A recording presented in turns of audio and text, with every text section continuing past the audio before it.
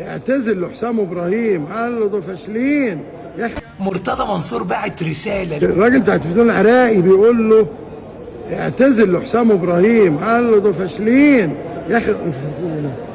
انتوا فضحتونا هنا في العراق وفضحتونا في الكويت يا اخي. انتوا مصريين يا اخي، والله العظيم عيب.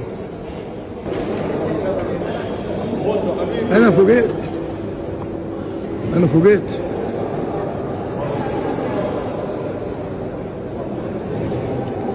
شفت فيلم الطريق؟ شفته؟ بطولة مين؟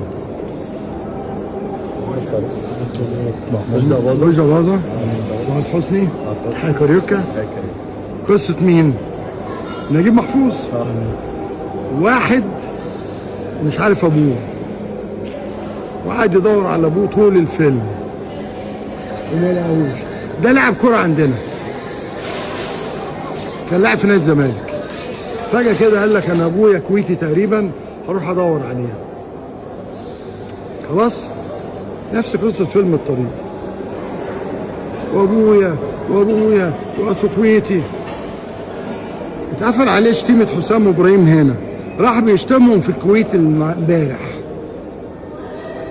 الواد الحرامي ده بيشتم